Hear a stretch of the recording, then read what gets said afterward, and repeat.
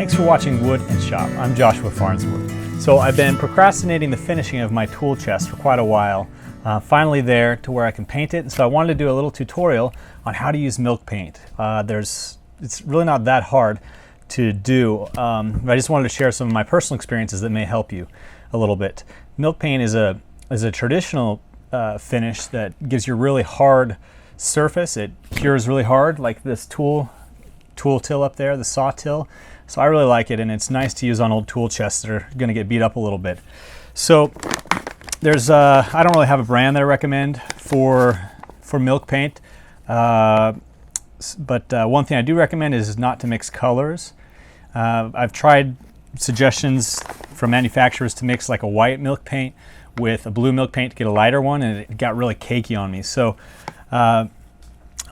a guy that I've met, Jerome Bias, he's down at Old Salem in North Carolina, I think.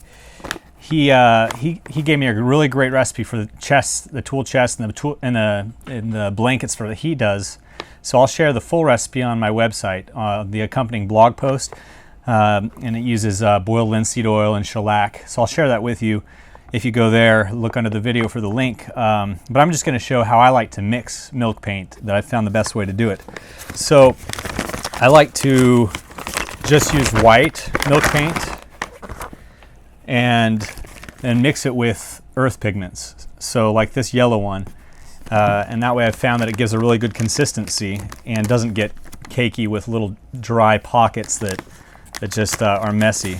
So I use a little brush, a little foam brush that you can get at Michael's or anywhere, Amazon, whatever. And then I'll share a link to where I got this pigment. I can't remember where right off the top of my head. But so I use these containers, these gelato containers. They're perfect. I've got a ton of them, obviously. And I just like to start off with a little bit, because a little bit can go a long ways. And then I have some water handy, and I don't really follow a recipe. I'm going to add just a little bit more. I go more by consistency. Just mix it until it looks like paint. That's you're not going to mess up if you go a little bit one way or the other.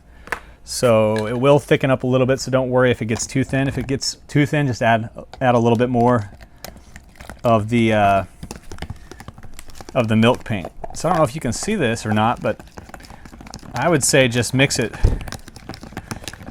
for a minute or two until it looks like it's not so cakey. I'll see if I can hold this so you can see it. But and then what I do is I go ahead and spill it right down. That's okay. I will add a little bit more, and remember to get your fork in a thing of water right after you use it if you're using a nice fork like I'm using, because this stuff is hard and it is hard to get off. So I guess it's called milk paint because farmers used to have a lot of milk handy, a lot of milk left over from their farms, and so they would use that as the binding agent. And so that's about all I know about it. I'm not going to pretend to be a professional. So you see this looks a little bit wet and drippy, but it will thicken up.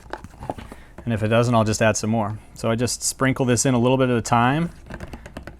Not too much. This yellow is my favorite because it'll give it a nice kind of honey color. And just mix it and mix it and mix it until you get it to the color that you want. Well, I've been stirring for a little while, and I've been adding some more milk paint and some more water, and you can see the consistency I have is a little wet. Don't be alarmed. I know I said earlier the consistency of normal paint, but I found that before, when I would make it that thick, like as thick as latex paint, it would not go on very smooth or very fast. So when I would thin it down like this, it would work a lot better for me. And I found that as I use it, it kind of dries out really fast and gets thicker. So don't be afraid to add a few little snippets of water. Is that a word? Snippets of water. and until it gets back to the kind of this wet consistency. So let's go ahead and see how to put it on this dovetailed tool chest that I built. So I actually had to run somewhere for a couple hours since this last little bit that I showed you, and when I came back it was really thick. So I actually had to add some more water to it, quite a bit. So all you do is dip your brush in and then just start painting away. And if you find that there's too much resistance, that means it's a little too thick and you can add some more water. But I found that depending on the color, you'll need at least 2 coats. With a lighter color like this, maybe 3 coats. And I like to sand with some light sandpaper or some fine steel wool in between coats. And just I recommend practicing on a smaller workpiece or some small boards just to kind of get used to it, because it's kind of expensive paint. And just make sure you don't go over your first coat to, after you've gone over it, don't come back after maybe 30 seconds or so, because it's already started drying and it will gum up. So it will look nice and have a nice matte finish. You can add some products like shellac or some other things at the top of it. Like I said, you can see the accompanying blog post to see that recipe that Jerome Bias gave me. So thanks for watching this video on how to use traditional milk paint for your traditional woodworking furniture projects. And if this has been helpful to you, just go ahead and push that blue button up there and subscribe to other useful traditional woodworking videos that I will bring out. So have a great night and keep checking me out.